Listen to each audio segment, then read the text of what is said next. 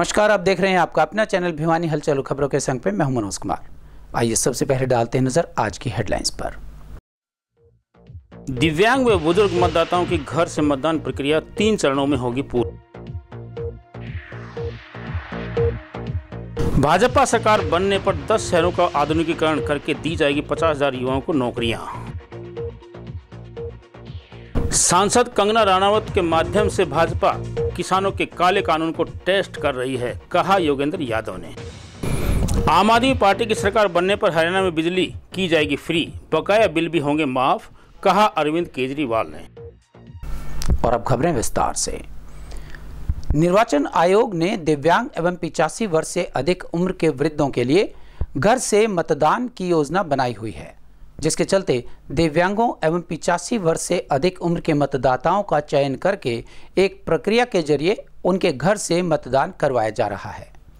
इस बारे में निर्वाचन अधिकारी ने बताया कि घर से मतदान प्रक्रिया 3 चरणों में पूरी होनी है।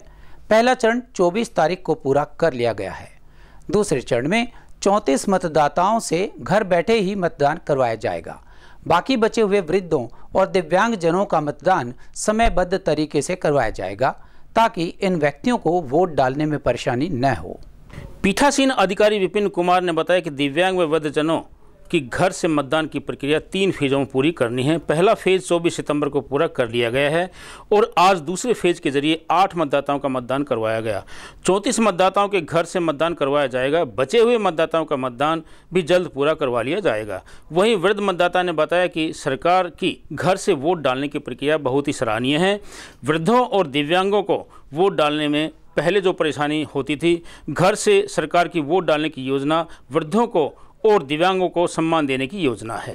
तो सरकार ने सिस्टम बहुत बढ़िया चला रखा है ये वाला भी, ताकि बुजुर्ग आदमी घर बैठे ही अपना वोट को मतलब पोल कर सकें। इधर उधर धक्के खाने की जरूरत नहीं है उनको। वहां जाएं, बूथ पे लंबी लंबी लाइनों में लगें और लाइनों में लगने के बाद वहां काफी देर रुकना पड़े, उनको ठहरना पड़े, तकलीफ हो तो उससे तकलीफ मिटने का काम किया है सरकार ने। बहुत बढ़िया कदम उठाया और मैं चाहता हूँ सरकार ने जो काम किया है बहुत बढ़िया किया। तो फर्स्ट फेज था 24 को और सेकंड फेज है 26 को, जिसमें हमारे पास 34 वोट्स थे। 26 वोट डाली थी हमारी 24 को, और जो आज रिमेनिंग 8 हैं वो आज हम पूरी कोशिश करेंगे और जो है आगे देखते हैं क्या करना है।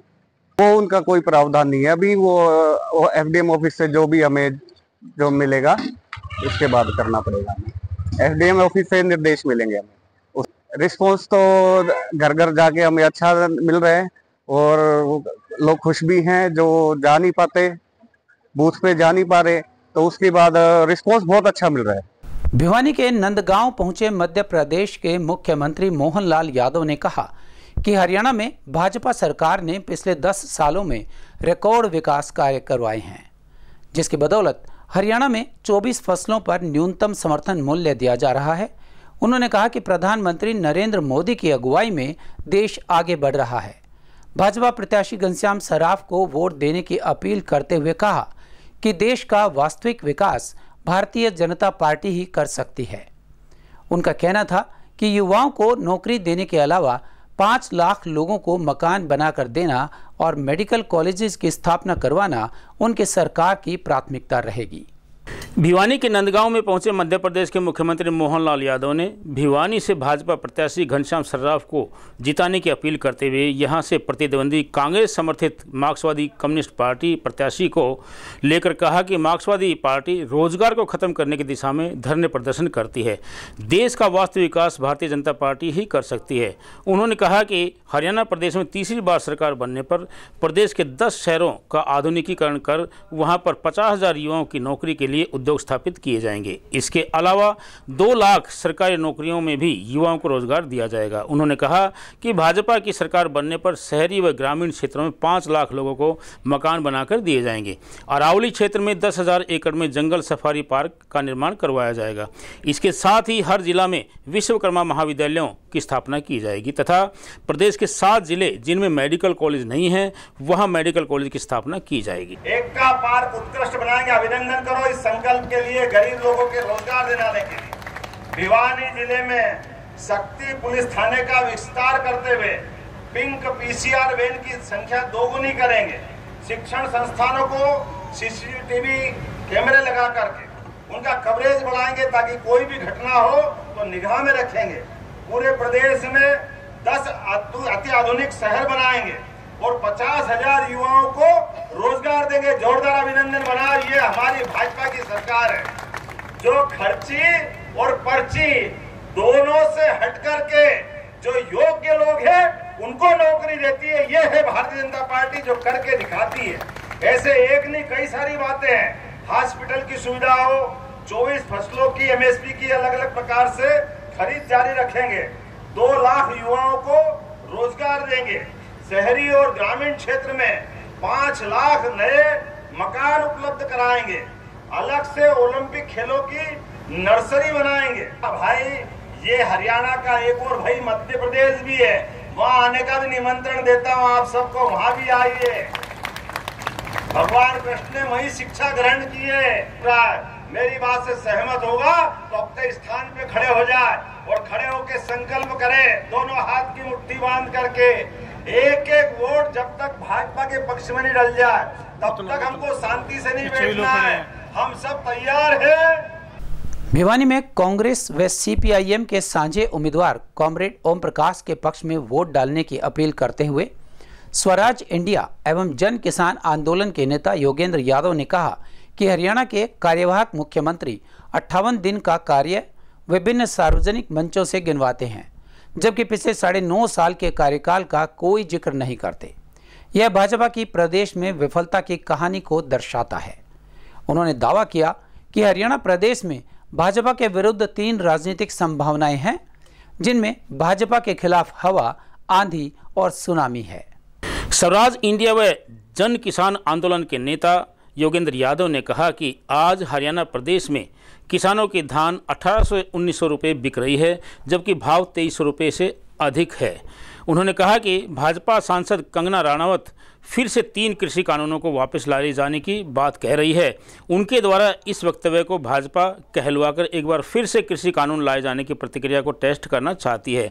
उन्होंने कहा कि कड़ी मेहनत व शहादत के बाद किसान इन कृषि कानूनों को रद्द करवाने में सफल हो पाए थे। उन्होंने प्रदेश भाजपा सरकार पर जातिवादी होने का आरोप लगाया तथा कहा कि हरियाणा प्रदेश में फैमिली आईडी, प्रॉपर्टी आईडी, किसानों के फसल पंजीकरण सहित विभिन्न पोर्टल के माध्यम से आम जन को तंग करने का कार्य पिछले 10 वर्षों के भाजपा कार्यकाल में किया गया। ऐसे में हरियाणा प्रदेश के नागरिक राज्य सरकार को बदलने पर आमादा हैं। जो हरियाणा का चुनाव हो रहा है वो इस देश की कुल मिला के दिशा और दशा तय करने के लिए एक बहुत महत्वपूर्ण चुनाव है और उसमें भिवानी की एक बहुत ही अहम भूमिका है। देश में आज जो राज है, जिसे मैं कहता हूं ये झूठ का राज है, ये लूट का राज है और ये फूट का राज है, उस राज के खिलाफ संघर्ष चल रहा है।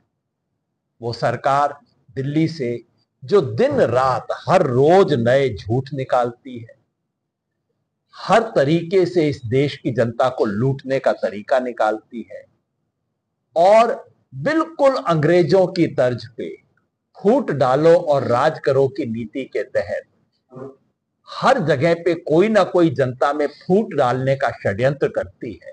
और इस अवसर पे मैं कॉमरेड ओम प्रकाश जी को और भिवानी की पूरी टीम को, अखिल भारतीय किसान सभा की जो टीम थी, जिस टीम ने अलख जगाए रखी, शाहजहांपुर का मोर्चा मेरे जिम्मे था, तो मैं जिम्मेवारी से कह सकता हूं 13 महीने जो शाहजहांपुर के अंदर मोर्चा चला, अगर आपकी भिवानी की टीम वहां ना होती, अगर किसान सभा की टीम ना होती, मेरे जैसे लोगों की कोई बिसात नहीं है कि हम 13 महीने वो मोर्चा चला सकते हैं। ये किसान आंदोलन की परीक्षा का समय है और आपके माध्यम से किसानों को, किसानों के शुभ चिंतकों को, किसान आंदोलन से जुड़े हुए तमाम परिवारों को मैं अपील करना चाहता हूं कि अगर उस किसान आंदोलन की थोड़ी सी भी याद हमारे बीच है और उसको हम याद करना चाहते हैं, उसे सैल्यूट करना चाहते हैं, तो उस किसान आंदोलन को सैल्यूट करने का तरीका है दतिया हथौड़ा के ऊपर जाके वोट दबा के। भिवानी पहुंचे आम आदमी पार्टी के नेता अरविंद केजरीवाल ने अंदेशा जताया कि भाजपा 3 कृषि कानून को फिर से लाने का प्रयास कर रही है। उन्होंने कहा कि भाजपा नेता कंगना रनौत ने 2 दिन पहले ही कृषि कानून फिर से लाने का बयान दिया है। उन्होंने कहा कि भाजपा की योजना जनता को समझनी चाहिए, क्योंकि किसानों के कड़े संघर्ष के बाद ही 3 काले कानून वापस लिए गए थे। आम आदमी पार्टी प्रत्याशी इंदु शर्मा के समर्थन में यहां पहुंचकर उन्होंने लोगों से आम आदमी पार्टी प्रत्याशी को वोट देकर पार्टी को मजबूत करने की अपील की। दिल्ली के पूर्व मुख्यमंत्री अरविंद केजरीवाल ने हरियाणा विधानसभा चुनाव में अपनी पार्टी के प्रत्याशी के पक्ष में प्रचार करते हुए वायदा किया कि पंजाब व दिल्ली की तर्ज पर हरियाणा में भी बिजली को मुफ्त किया जाएगा तथा बकाया बिलों को माफ़ किया जाएगा। उन्होंने कहा कि हरियाणा प्रदेश में बेहतर स्कूली शिक्षा, युवाओं को रोजगार, 18 वर्ष से अधिक आयु की महिलाओं को प्रति माह 1000 रुपये सम्मान भत्ता के वायदों को वे पूरा करने का काम करेंगे, क्योंकि हरियाणा में जो भी सरकार बनेगी वह सरकार आम आदमी पार्टी की सहायता के बगैर नहीं बन पाएगी।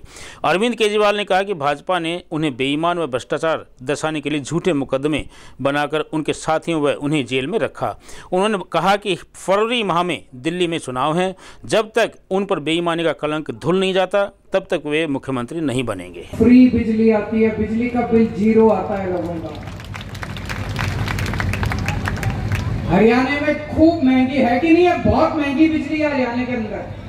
0 बिजली चाहिए, 0 बिजली का बिल चाहिए कि नहीं चाहिए? केजरीवाल कर सकता है बस, और कोई नहीं कर सकता। ये सारे आएंगे, अब ये मेरी नकल करते हैं दूसरी पार्टी वाले। हम कोई कहता हम 200 यूनिट बिजली फ्री देंगे, हम 300 कुछ ना देवे। ये सब बेवकूफ बनावे, सब बेवकूफ बना रहे हैं। कोई 1 यूनिट, ये दूसरी पार्टी वाले आते हैं, इनको बोलो दूसरी जगह तुम्हारी सरकार है वहां करके दिखाओ। दूसरी जगह करके क्यों नहीं दिखाते? इनकी इतनी दूसरे राज्यों में सरकार है, इतनी महंगी बिजली है, केवल दिल्ली और पंजाब में है जहां पे बिजली फ्री है। इन्होंने मेरे को क्यों गिरफ्तार करा? मेरा कसूर क्या था? 10 साल से दिल्ली का मुख्यमंत्री हूं, 10 साल से पूरी ईमानदारी के साथ दिल्ली के लोगों की सेवा कर रहा था।